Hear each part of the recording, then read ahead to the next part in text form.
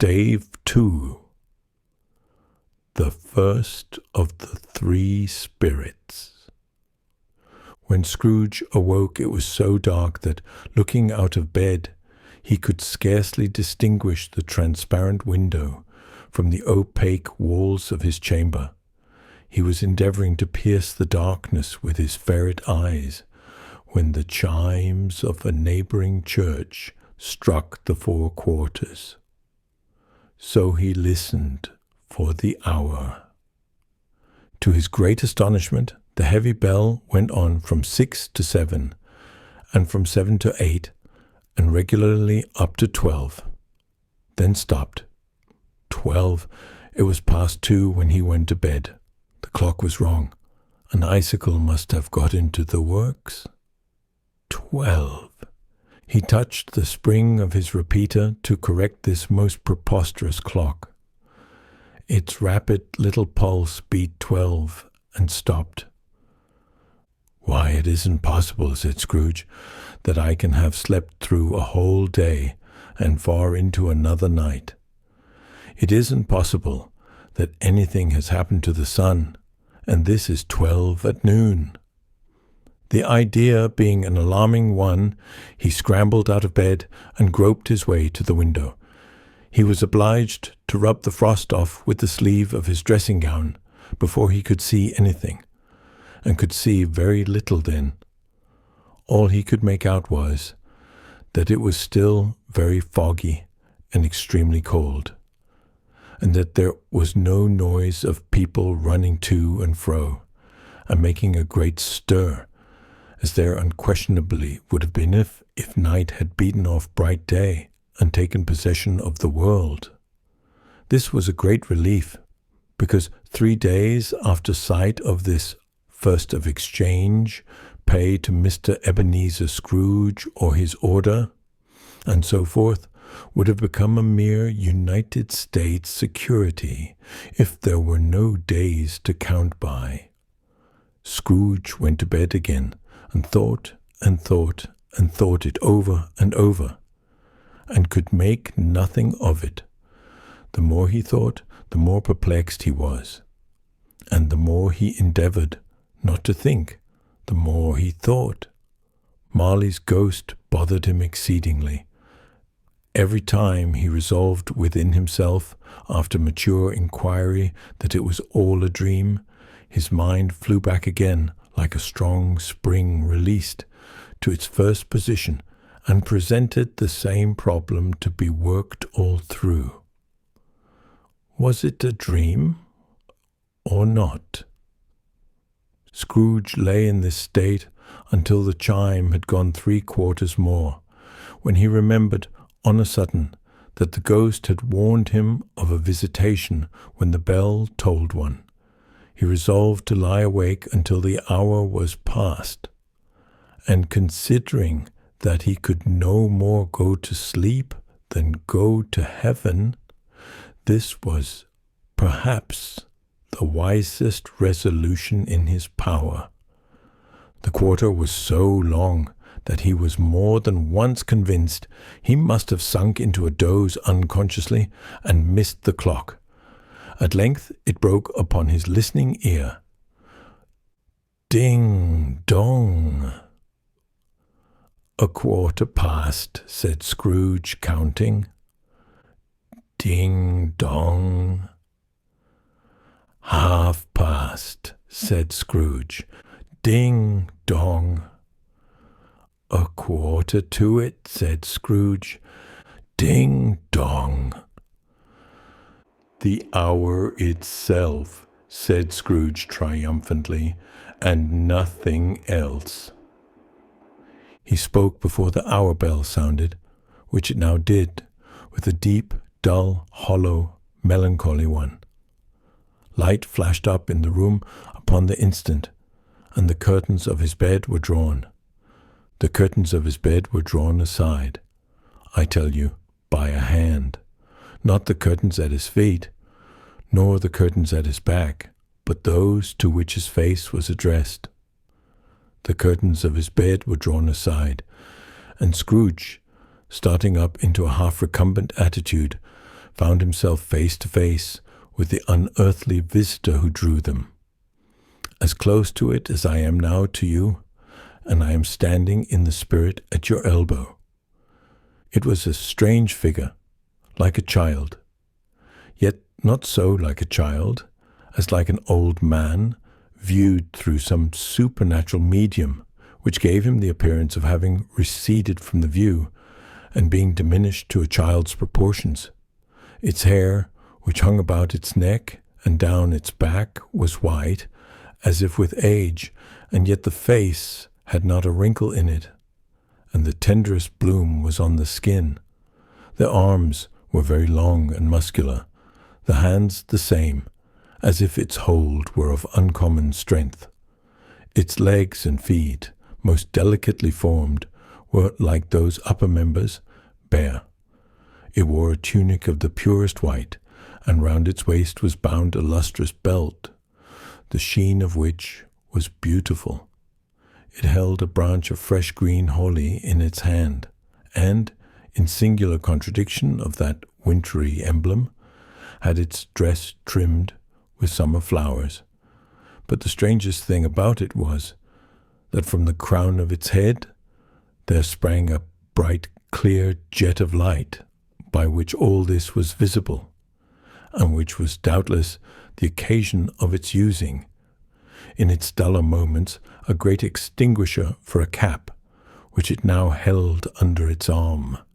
Even this, though, when Scrooge looked at it with increasing steadiness, was not its strangest quality, for as its belt sparkled and glittered, now in one part and now in another, and what was light one instant at another time was dark, so the figure itself fluctuated in its distinctness, being now a thing with one arm, now with one leg, now with 20 legs, now a pair of legs without a head, now a head without a body, of which dissolving parts no outline would be visible in the dense gloom wherein they melted away. And in the very wonder of this, it would be itself again, distinct and clear as ever. "Are you the spirit, sir, whose coming was foretold to me?" asked Scrooge. "I am." The voice was soft and gentle, singularly low, as if, instead of being so close behind him, it were at a distance. "Who and what are you?" Scrooge demanded. "I am the ghost of Christmas past." "Long past?" inquired Scrooge, observant of its dwarfish stature. "No, your past." Perhaps Scrooge could not have told anybody why, if anybody could have asked him, but he had a special desire to see the spirit in his cap, and begged him to be covered. "What?" exclaimed the ghost. "Would you so soon put out, with worldly hands, the light I give? Is it not enough that you are one of those whose passions made this cap, and force me through whole trains of years to wear it low upon my brow?" Scrooge reverently disclaimed all intention to offend or any knowledge of having wilfully bonneted the spirit at any period of his life. He then made bold to inquire what business brought him there. "Your welfare," said the ghost. Scrooge expressed himself much obliged, but could not help thinking that a night of unbroken rest would have been more conducive to that end. The spirit must have heard him thinking, for it said immediately, "Your reclamation, then, take heed." It put out its strong hand as it spoke, and clasped him gently by the arm. "Rise and walk with me." It would have been in vain for Scrooge to plead that the weather and the hour were not adapted to pedestrian purposes, that bed was warm, and the thermometer a long way below freezing, that he was clad but lightly in his slippers, dressing gown and nightcap, and that he had a cold upon him at that time. The grasp, though gentle as a woman's hand, was not to be resisted. He rose, but finding that the spirit made towards the window, clasped its robe in supplication.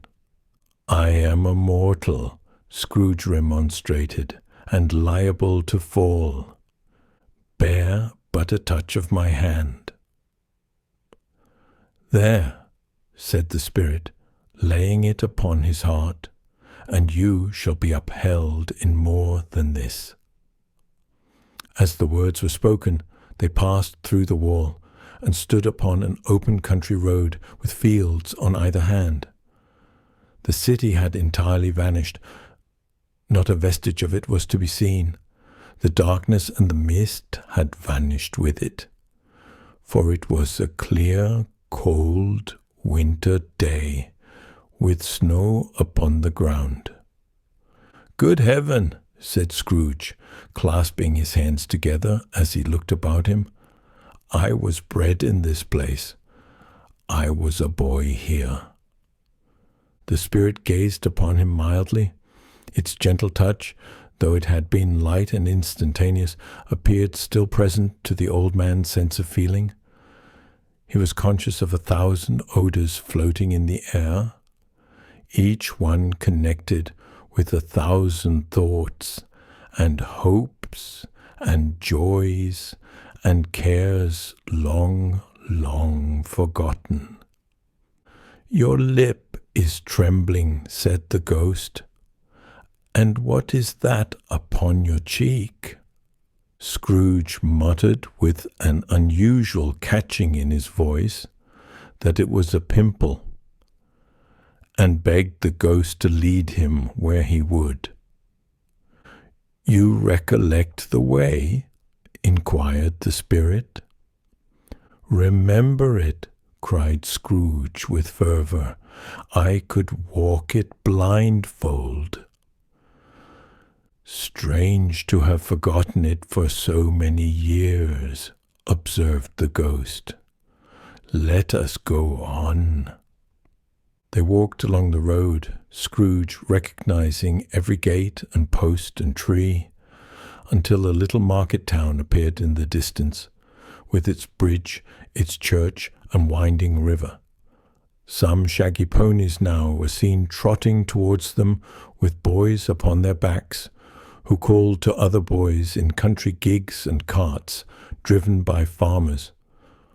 All these boys were in great spirits, and shouted to each other until the broad fields were so full of merry music that the crisp air laughed to hear it. "These are but shadows of the things that have been," said the ghost. "They have no consciousness of us."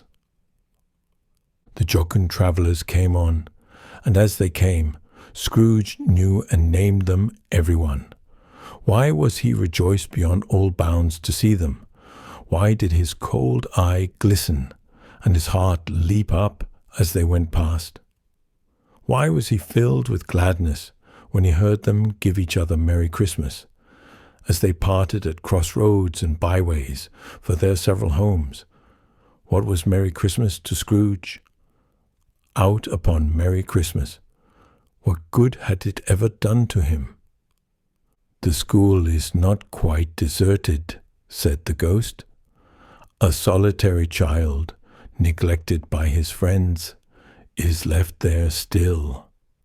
Scrooge said he knew it, and he sobbed. They left the high road by a well-remembered lane, and soon approached a mansion of dull red brick with a little weathercock-surmounted cupola on the roof, and a bell hanging in it. It was a large house, but one of broken fortunes, for the spacious offices were little used. Their walls were damp and mossy, their windows broken, and their gates decayed. Fowls clucked and strutted in the stables, and the coach houses and sheds were overrun with grass. Nor was it more retentive of its ancient state within, for entering the dreary hall and glancing through the open doors of many rooms, they found them poorly furnished, cold, and vast.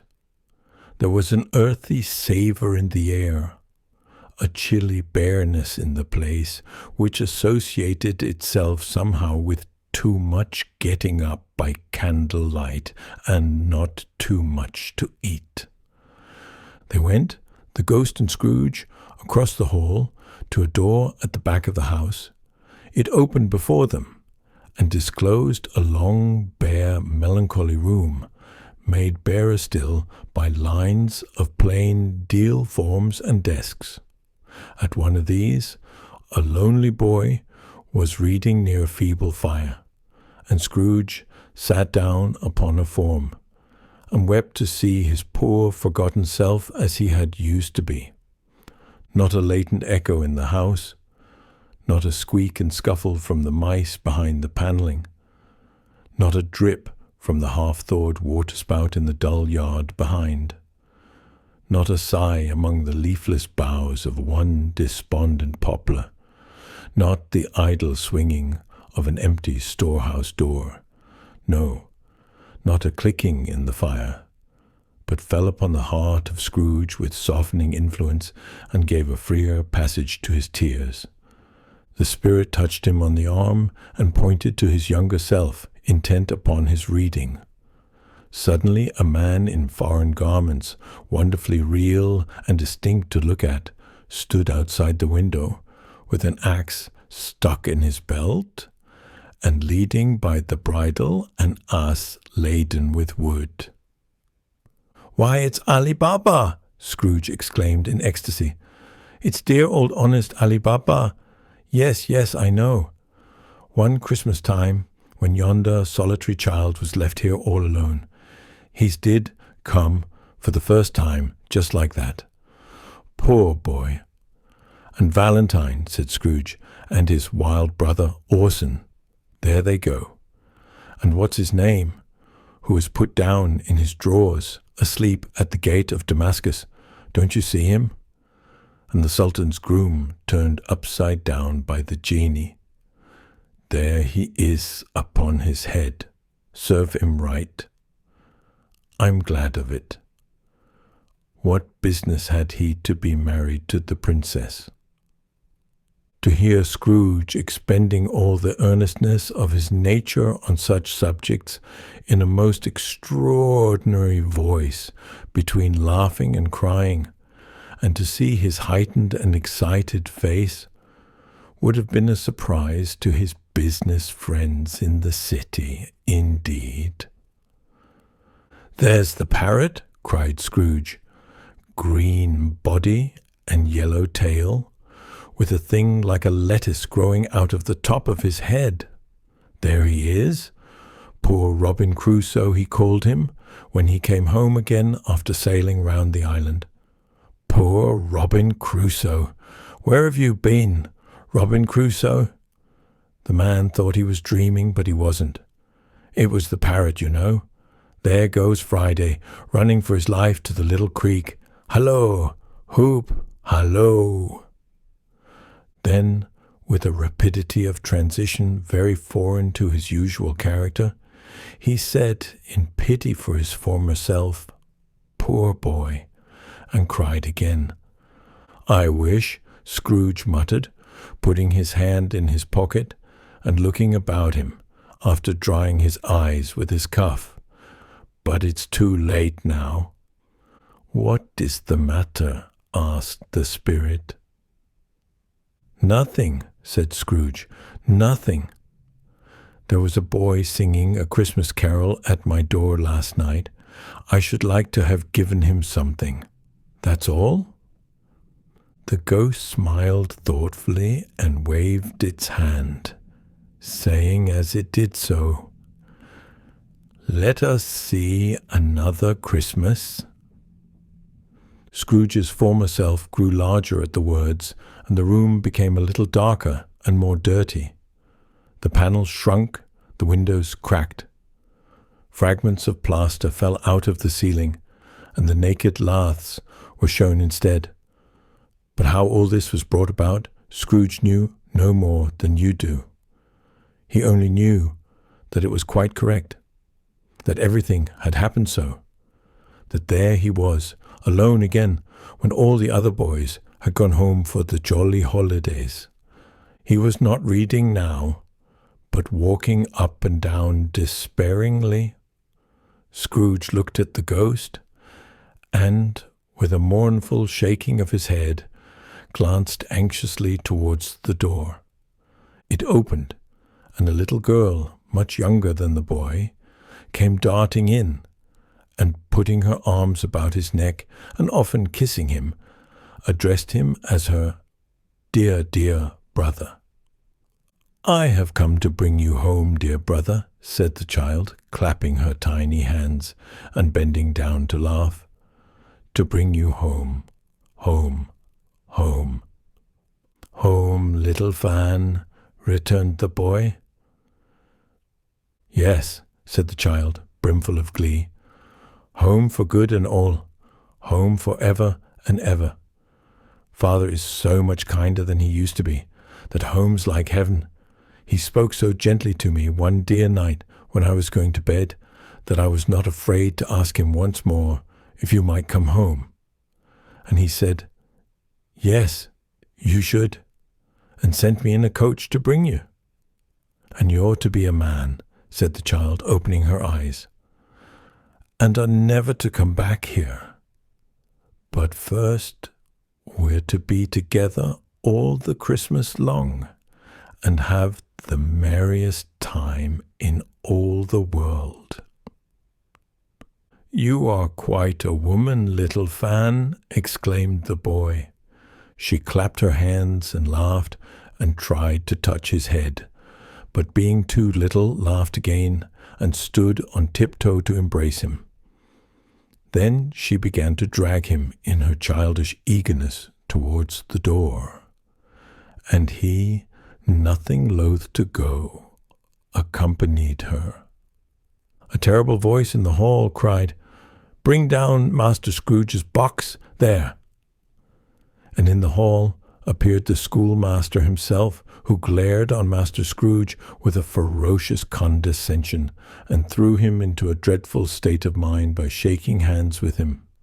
He then conveyed him and his sister into the veriest old well of a shivering best parlour that ever was seen, where the maps upon the wall and the celestial and terrestrial globes in the windows were waxy with cold.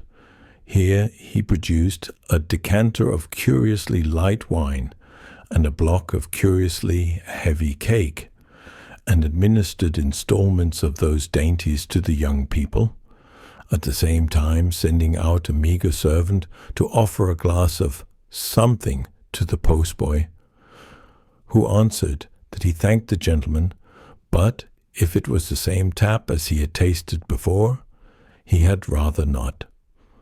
Master Scrooge's trunk being by this time tied on to the top of the chaise, the children bade the schoolmaster good-bye right willingly, and, getting into it, drove gaily down the garden sweep, the quick wheels dashing the hoar-frost and snow from off the dark leaves of the evergreens like spray.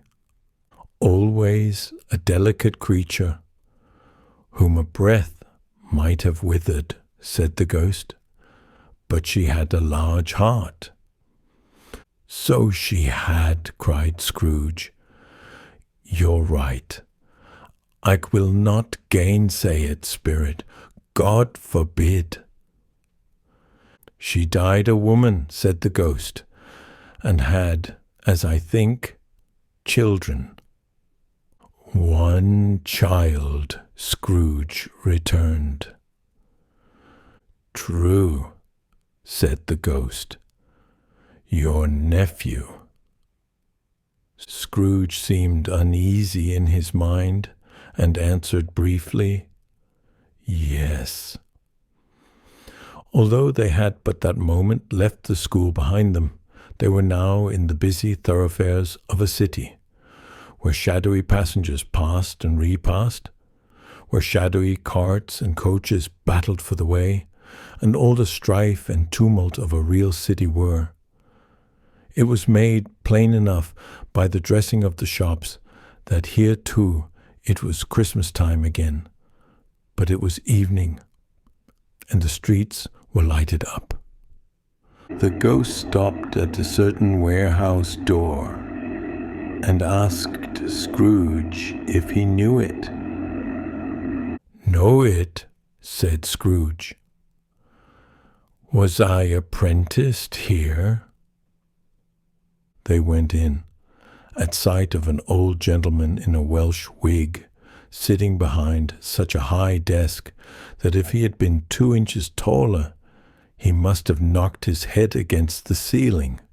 Scrooge cried in great excitement. "Why, it's old Fezziwig! Bless his heart, it's Fezziwig alive again!" Old Fezziwig laid down his pen and looked up at the clock, which pointed to the hour of 7. He rubbed his hands, adjusted his capacious waistcoat, laughed all over himself from his shoes to his organ of benevolence, and called out in a comfortable, oily, rich, fat, jovial voice, "Yo-ho there, Ebenezer Dick!" Scrooge's former self, now grown a young man, came briskly in, accompanied by his fellow prentice. "Dick Wilkins, to be sure," said Scrooge to the ghost. "Bless me, yes. There he is. He was very much attached to me, was Dick. Poor Dick. Dear, dear." "Yo-ho, my boys," said Fezziwig. "No more work tonight. Christmas Eve, Dick. Christmas, Ebenezer. Let's have the shutters up," cried old Fezziwig, with a sharp clap of his hands. "Before a man can say Jack Robinson, you wouldn't believe how those two fellows went at it. They charged into the street with the shutters, 1, 2, 3, had 'em up in their places, 4, 5, 6, barred 'em and pinned 'em, 7, 8, 9, and came back before you could have got to 12, panting like racehorses. "Hilly-ho!" cried old Fezziwig, skipping down from the high desk with wonderful agility. "Clear away, my lads, and let's have lots of room here. Hilly-ho, Dick! Cheer up, Ebenezer!" Clear away. There was nothing they wouldn't have cleared away, or couldn't have cleared away, with old Fezziwig looking on. It was done in a minute.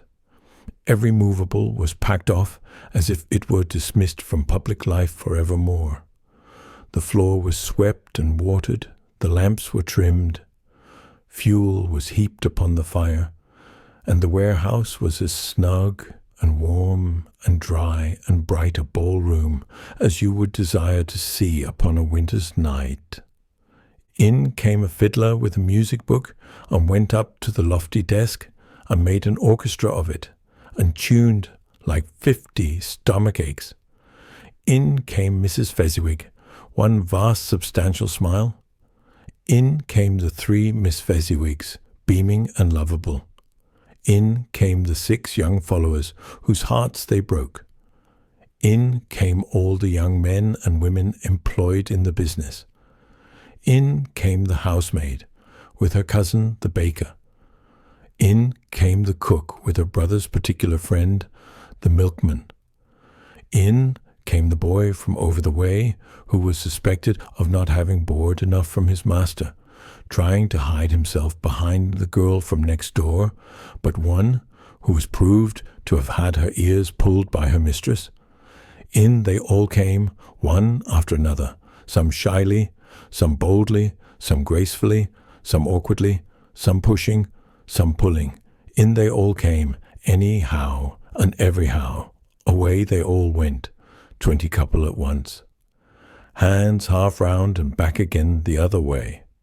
Down the middle and up again, round and round in various stages of affectionate grouping. Old top couple, always turning up in the wrong place.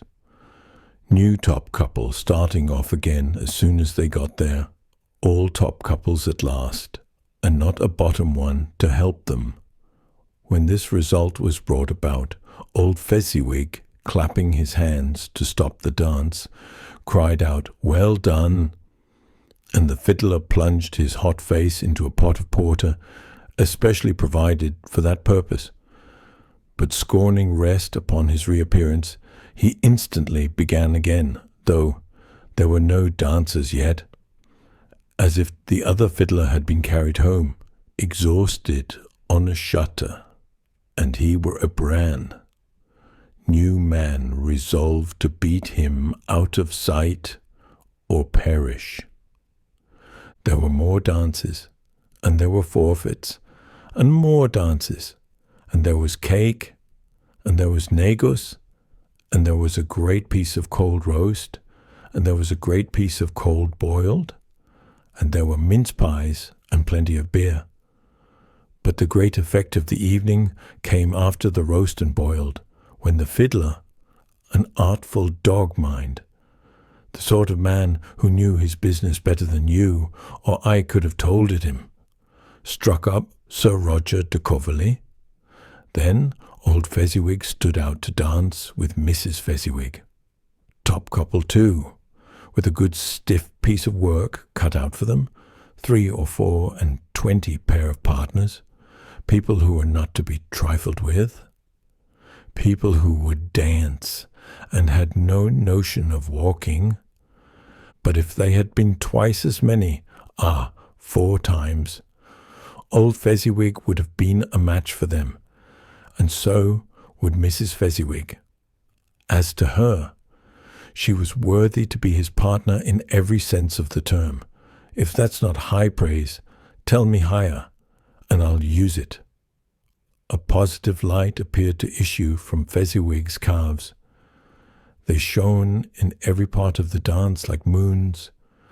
You couldn't have predicted at any given time what would become of them next.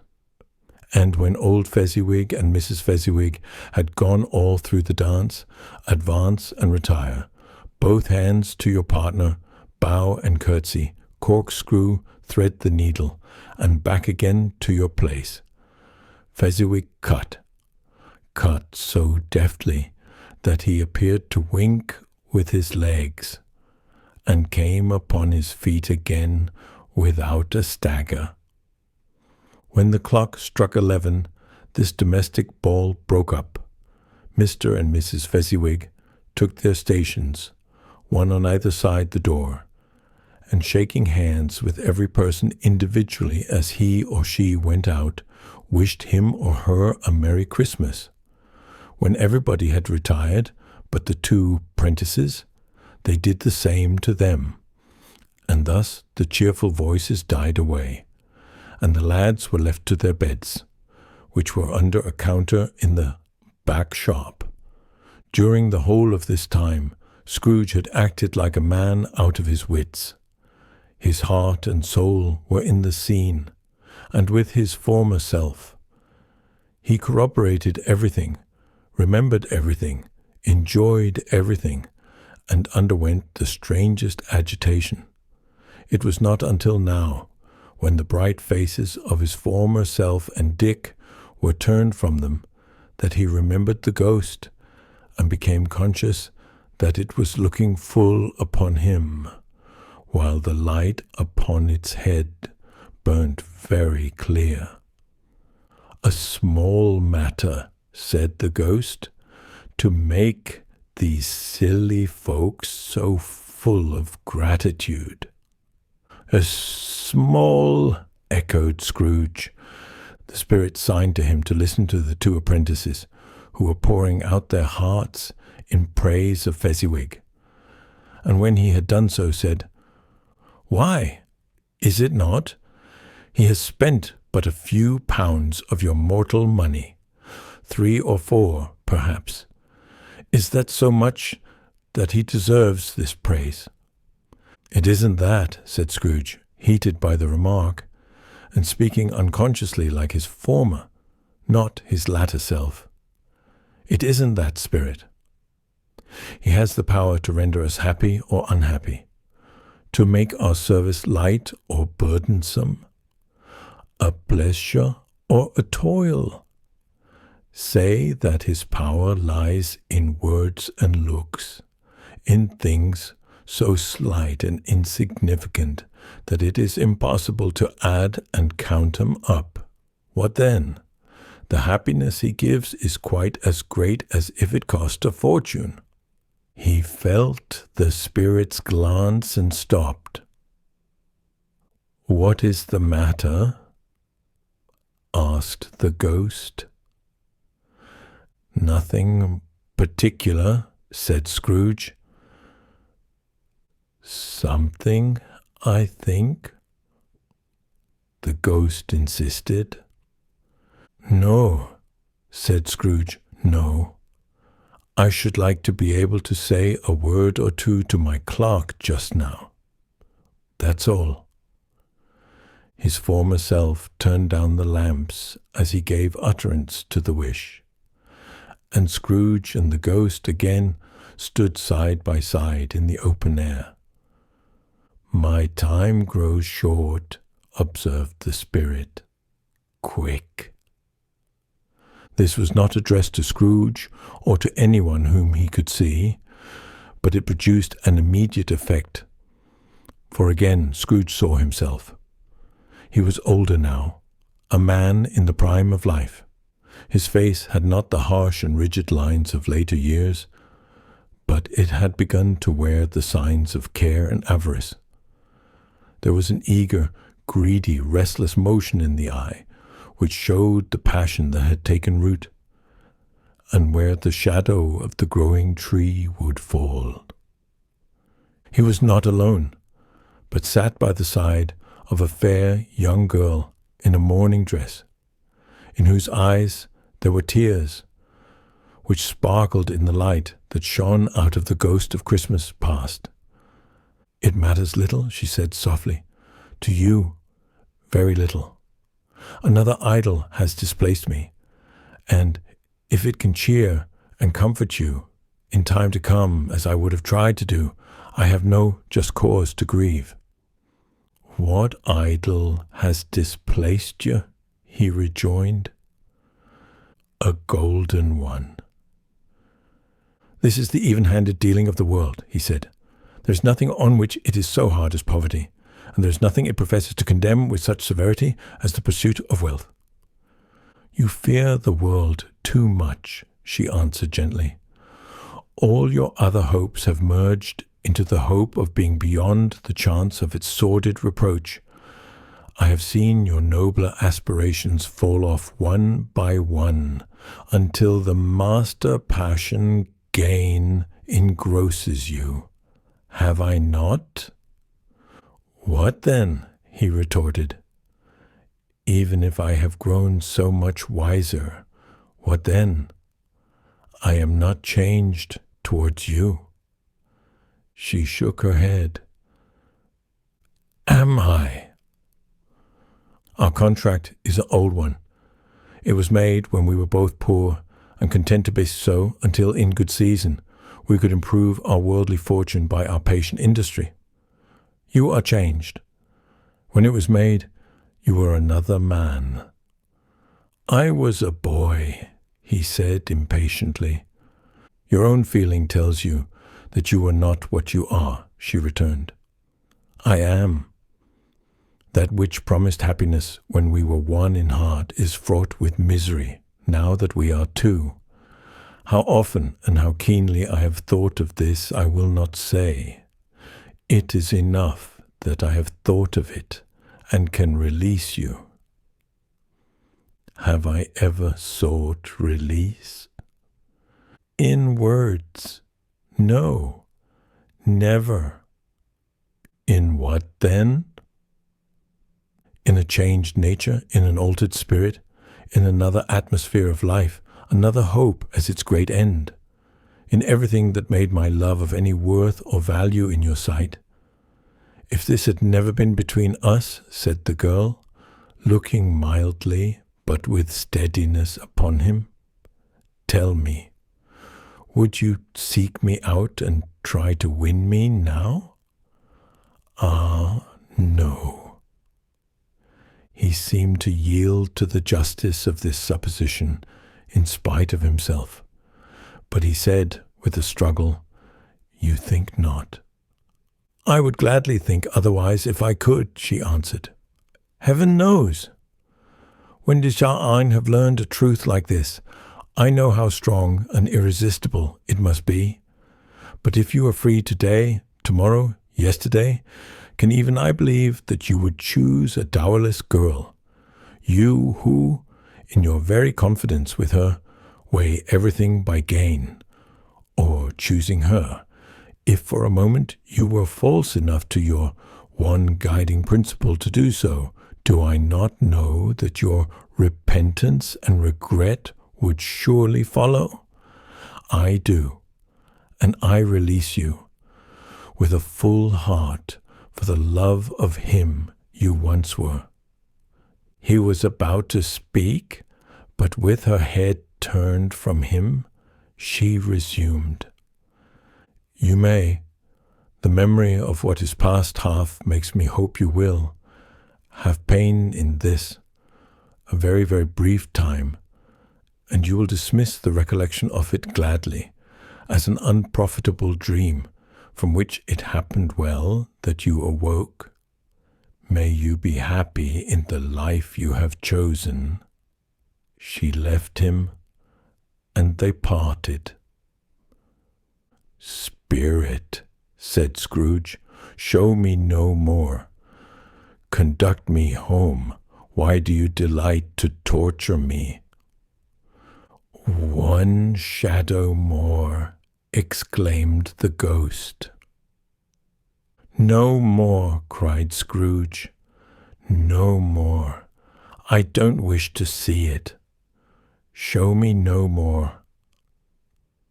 But the relentless ghost pinioned him in both his arms and forced him to observe what happened next. They were in another scene and place, a room not very large or handsome, but full of comfort. Near to the winter fire sat a beautiful young girl, so like that last that Scrooge believed it was the same, until he saw her, now a comely matron, sitting opposite her daughter. The noise in this room was perfectly tumultuous, for there were more children there than Scrooge in his agitated state of mind could count, and unlike the celebrated herd in the poem, there were not 40 children conducting themselves like one, but every child was conducting itself like 40. The consequences were uproarious beyond belief, but no one seemed to care. On the contrary, the mother and daughter laughed heartily and enjoyed it very much, and the latter, soon beginning to mingle in the sports, got pillaged by the young brigands most ruthlessly. What would I not have given to be one of them? Though I never could have been so rude. No, no, I wouldn't for the wealth of all the world have crushed that braided hair and torn it down, and for the precious little shoe, I wouldn't have plucked it off, God bless my soul, to save my life. As to measuring her waist in sport, as they did, bold young brood, I couldn't have done it. I should have expected my arm to have grown round it for a punishment, and never come straight again. And yet I should have dearly liked, I own, to have touched her lips, to have questioned her, that she might have opened them, to have looked upon the lashes of her downcast eyes, and never raised a blush, to have let loose waves of hair, an inch of which would be a keepsake beyond price. In short, I should have liked, I do confess, to have had the lightest license of a child, and yet to have been man enough to know its value. But now a knocking at the door was heard, and such a rush immediately ensued that she, with laughing face and plundered dress, was borne towards it, the centre of a flushed and boisterous group, just in time to greet the father, who came home attended by a man laden with Christmas toys and presents. Then the shouting and the struggling, and the onslaught that was made on the defenceless porter, the scaling him with chairs for ladders to dive into his pockets, to spoil him of brown paper parcels, hold on tight by his cravat, hug him round his neck, pummel his back, and kick his legs in irrepressible affection, the shouts of wonder and delight with which the development of every package was received, the terrible announcement that the baby had been taken in the act of putting a doll's frying pan into his mouth, and was more than suspected of having swallowed a fictitious turkey glued on a wooden platter. The immense relief of finding this a false alarm, the joy and gratitude and ecstasy, they are all indescribable alike. 'Tis enough that by degrees the children and their emotions got out of the parlour, and by one stair at a time, up to the top of the house, where they went to bed, and so subsided. And now Scrooge looked on more attentively than ever, when the master of the house, having his daughter leaning fondly on him, sat down with her and her mother at his own fireside. And when he thought that such another creature, quite as graceful and as full of promise, might have called him father, and been a springtime in the haggard winter of his life, his sight grew very dim indeed. "Belle," said the husband, turning to his wife with a smile, "I saw an old friend of yours this afternoon." "Who was it?" "Guess?" "How can I? Tut, don't I know?" she added in the same breath, laughing as he laughed. "Mr. Scrooge." Mr. Scrooge it was. I passed his office window, and as it was not shut up, and he had a candle inside, I could scarcely help seeing him. His partner lies upon the point of death, I hear, and there he sat alone. Quite alone in the world, I do believe. "Spirit," said Scrooge in a broken voice, "remove me from this place." "I told you these were shadows of the things that have been," said the ghost. "That they are what they are, do not blame me." "Remove me," Scrooge exclaimed. "I cannot bear it." He turned upon the ghost, and seeing that it looked upon him with a face in which in some strange way there were fragments of all the faces it had shown him, wrestled with it. "Leave me! Take me back! Haunt me no longer!" In the struggle, if that can be called a struggle in which the ghost, with no visible resistance on its own part, was undisturbed by any effort of its adversary, Scrooge observed that its light was burning high and bright, and dimly connecting that with its influence over him, he seized the extinguisher cap, and by a sudden action pressed it down upon its head. The spirit dropped beneath it, so that the extinguisher covered its whole form. But though Scrooge pressed it down with all his force, he could not hide the light, which streamed from under it in an unbroken flood upon the ground. He was conscious of being exhausted and overcome by an irresistible drowsiness, and further, of being in his own bedroom. He gave the cap a parting squeeze, in which his hand relaxed, and had barely time to reel to bed before he sank into a heavy sleep.